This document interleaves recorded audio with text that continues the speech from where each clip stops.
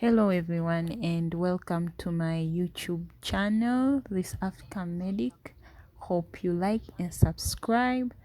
So today I'll take you through viral hepatitis. Viral hepatitis compromises a lot of viruses, but I wanted to specifically target the hepatitis family viruses. So by definition, hepatitis is the inflammation of the liver. Of course, there are other things that cause hepatitis, but for today, like I said, we'll cover the viral hepatitis, which means inflammation, basically inflammation of the liver caused by viruses. We have various viruses etiologically that can cause hepatitis, with the common one being the hepatitis A, B, D, C, and E. And we have the not so common one, the cytomegalovirus, the Epstein-Barr virus, and we have a few rare ones. So the first hepatitis virus I wanted to cover was hepatitis A virus. So this is a highly infectious virus which is spread by the fecal oral route. One thing to note about hepatitis A virus, it has very similar characteristic of spread and infection like hepatitis E. So hepatitis A virus is also known as a picornavirus. Is an RNA positive strand virus, and it is transmitted by the fecal oral route. Infected individual may be asymptomatic, and they do excrete the virus in feces for about 2 to 3 weeks before the onset of symptoms, and then for a further 2 weeks. Infection is common in children, however, it is often asymptomatic. So up to 30% of adults will have serological evidence of past infection, but they will have no history of any symptoms or jaundice. So infection is also more common in areas of overcrowding, areas of poor sanitation. Occasional outbreaks, if outbreaks do happen, they're usually linked to water and shellfish consumption. In contrast to hepatitis B, hepatitis A has no carrier state. So investigations you can do, you can check for the hepatitis A virus antigen, however it does only remain transient, and the virus itself, it can be grown culturally in stool, because excretion in stool is only for 7 to 14 days. So the important investigation that you can do is anti-hepatitis A virus antibodies. Symptoms, if symptoms do occur, you can have diarrhea, you can have pale stool, nausea and vomiting, pain on the right side where your liver is located, digestive disorders, other digestive disorders, loss of appetite, weakness and fatigue. For the differentials, yellow fever, relapsing fever, malaria, medication intoxication. So how do we manage it? Management is best if you prevent it, because there's actually no role for antivirus drugs in hepatitis A virus.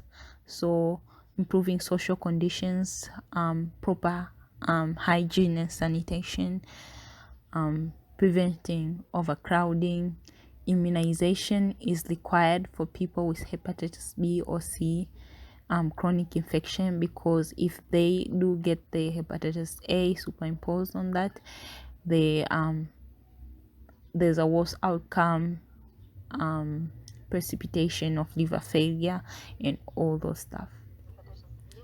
So the hepatitis B virus is one of the most common cause of chronic liver disease and hepatocellular carcinoma. Both acute and chronic hepatitis B are asymptomatic, and the most common way of transmitting this virus is from mother to child. Approximately 90% of acquisition of hepatitis B virus is caused by vertical transmission from mother to child during the perinatal period, and this also carries risk of ongoing chronic infection. So chronic hepatitis can lead to cirrhosis or hepatocellular carcinoma, but usually after decades of infection. One thing which is very important to note about hepatitis B virus, it's actually not directly toxic to the cells, but it is immune response. It mediates to the antigens, which causes injury to the hepatocytes in the liver and can cause the acute liver injury and also chronic liver disease. So symptoms, like they said, same thing: loss of appetite, nausea and vomiting, weakness and fatigue, and others. So investigations you can do. So one thing which is very important and unique for the hepatitis B virus is that it contains several antigens, which a person can make an immune response, and this antigen is very important for us to identify at which stage of infection the person is at. So the first thing that we would look at is the hepatitis B surface antigen, which indicates active infection. So the persistence of this antigen for longer than 6 months usually indicates chronic infection. In the case that a person does have acute liver failure and they have high clearance of the virus from the body, usually if you test these people for hepatitis surface antigen, you'll find that it is negative because the body is clearing. So instead we use the hepatitis B core antibodies instead. You find out on the following slide why we use hepatitis B core antibodies instead of hepatitis B core antigen. So we have the hepatitis B core antigen. The hepatitis B core antigen is actually not found in blood. So that's one of the reasons why we do not test for the core antigen with the blood sample. But the antibodies for the hepatitis B core antigen do appear early, and we can test that in case the person has acute infection and they're clearing out their surface antigen. We'll test for the IgM type of hepatitis B core antibodies. So why IgM is a one that appears initially, followed by the IgG antibody appearing later. So we also have the hepatitis B E antigen. Hepatitis B E antigen tells us that this individual is undergoing viral replication. In acute hepatitis B, it may only transient. It appears only transient at the onset of illness, followed by the production of antibodies to the antigen. So anti-hepatitis B E antibodies. Chronic hepatitis B infection is marked by the presence of hepatitis B surface antigen and core antibodies, IgG, not IgM. So viral load and genotype is also one of the way we can investigate for hepatitis B virus. We use PCR for that, and for the viral load, if they are in excess of 10 to the power of 5 copies per mil, this indicates that they are undergoing active viral replication. Management for hepatitis B, usually it is supportive for in cases of acute liver failure, which occur in less than 1% of cases. There is no evidence so far that the antiviral therapy reduces the severity or duration of acute hepatitis B. Full recovery do happen in 90 to 95% of adults following acute hepatitis B virus infection. The remaining 5 to 10% can develop chronic hepatitis B infection that usually continues for life, although later recovery do happen. Chronic infection is also common in immunodeficiency individuals, those with Down syndrome, HIV, combined hepatitis B, and the Delta virus, the hepatitis D virus, can cause a more aggressive disease. So management of chronic hepatitis B, no drug has been able to completely eradicate hepatitis B infection completely. The goal for treatment is to have hepatitis B E antigen seroconversion. So what do they mean? What they mean is that hepatitis E antigen, we want it to be negative, and hepatitis E antibodies. So we want, when we say the goal of the treatment is to render someone hepatitis E antigen seroconversion, it means that we should find no hepatitis E antigens in the blood, and we should be able to find hepatitis E antibodies. Another goal for the treatment of chronic hepatitis B is reduction in the viral load and normalization of the liver function test. So what are the indications for treatment? So indications for treatment of chronic hepatitis B, the first one is if the patient has a high viral load in the presence of active hepatitis. So the hepatitis need to be active. This usually is demonstrated by elevated serum transaminases or histological evidence of inflammation and fibrosis. Two types of drugs are currently used to treat hepatitis B: direct acting nucleoside-nucleotide analog and pegylated interferon alpha. On the nucleoside analogs, we have lamivudine. Although it is effective on the hepatitis B virus, long-term therapy will lead to mutations, which can lead to viral resistance against lamivudine. The best one that is advisable is entecavir and tenofovir monotherapy with either drugs, which is more effective than lamivudine. And one thing to note, if you do get an individual who's HIV positive and they do have chronic hepatitis B and they meet the criterions to start treatment, monotherapy is not advised for the nucleoside-nucleotide analogs because they can cause antiretroviral drugs resistance. So they don't take monotherapy. You have to consult a specialist and discuss combined therapies and way to manage this patient. So another drug is interferon alpha, the most effective in patients with low viral load and serum transaminase is greater than twice the upper limit of normal. Another management is liver transplantation. It was before not recommended because hepatitis B infection could have occurred in the graft. However, because of the drugs now, it's much better and another alternative to the hepatitis treatment. Prevention for hepatitis B virus, individuals are most infectious when markers like viral replication, hepatitis E antigen, and high levels of DNA, hepatitis B virus DNA are present in blood. So one thing to note is the hepatitis B virus is about 10 times more infectious than hepatitis C, which in turn is about 10 times more infectious than HIV. So a recombinant hepatitis B vaccine containing the hepatitis B surface antigen is available. The vaccine should be offered to those at special risk of infection who are not already immune.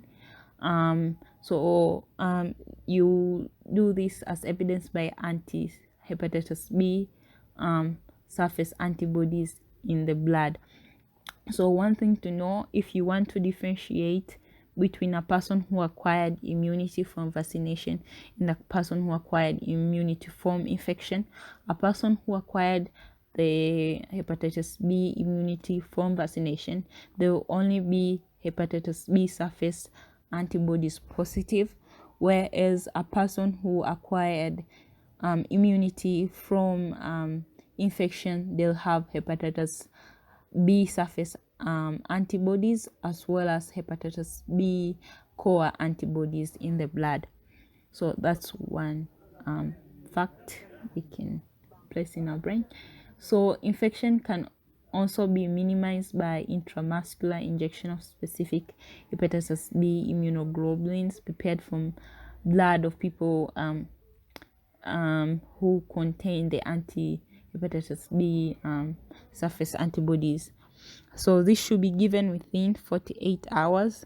So neonates born to hepatitis B infected mothers should be immunized at birth and given immunoglobulins as well. Hepatitis B serology should then be checked at 12 months of age, so at 1 year old. So at risk groups who will benefit from vaccination in low endemic areas include parental drug abusers, men who have sex with men, close contact of infected individuals, newborn of infected mothers, and also regular sexual partners, patients on chronic hemodialysis, patients with chronic liver disease, and also medical personnel. So hepatitis D virus. So this is an RNA defective virus. It has no independent existence. So it needs hepatitis B virus in order for it to be effective, and it can infect an individual simultaneously with hepatitis B or can cause a super infect. This means that a person had chronic hepatitis B and then later on they get hepatitis D as well.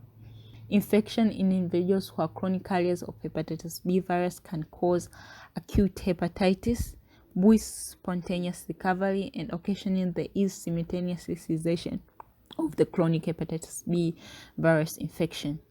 A person can also acquire it through chronic infection, like I said, which they had chronic infection of hepatitis B, and then they get hepatitis D as well. And this frequently causes mistake. So they can have both chronic hepatitis B and chronic hepatitis D infection at the same time, and this frequently, so this is not superimposed, they happen at the same time, and later on they went together until they reach a chronic phase, and this frequently causes rapid progression of chronic hepatitis and eventually cirrhosis. So hepatitis D virus is endemic to parts of the Mediterranean, Africa, and South America, where transmission is close personal contact, and occasionally you can get vertical transmission from mother to the baby. In non-endemic area, like developed areas, I think, transmission is mainly a consequence of parenteral drug misuse. So investigation for hepatitis D virus, you just need to look for the anti-hepatitis D antibodies, and that will tell you that the person was infected with the virus. Management. Effective management of hepatitis B does prevent hepatitis D. So the hepatitis C virus, this is caused by an RNA flavivirus. It's acute symptomatic infection is rare. Most individuals, they are unaware that they have this infection until like maybe they're screening for certain diseases, and they want to check hepatitis as well, then you find that hepatitis C as well, then you find that they actually had this infection or they have it. So both chronic and acute are symptomatic in this case. 80% of individuals exposed to the virus become chronically infected, and late spontaneous viral clearance is rare. There is no active or passive protection against this virus. If hepatitis C infection is left untreated, The progression from chronic hepatitis to cirrhosis occurs over 20 to 40 years. Risk factors for that include the male gender, immunosuppression, such as co-infection with HIV, prothrombotic states, and heavy alcohol misuse. So some of the symptoms include jaundice, fatigue, fever, abdominal pain, muscle and joint pain, gray stool, nausea, and vomiting. So investigations you can do for hepatitis C: serology and virology. Active infection is confirmed by presence of serum hepatitis C RNA in anyone who's antibody positive. Anti-hepatitis C virus antibodies persist in the serum after viral clearance, whether spontaneous or post-treatment. Molecular, you can also do molecular analysis. So the important thing we need to know about the molecular analysis, we need to know about the genotypes, which is important for us because it does affect our treatment options and how we're going to treat this patient.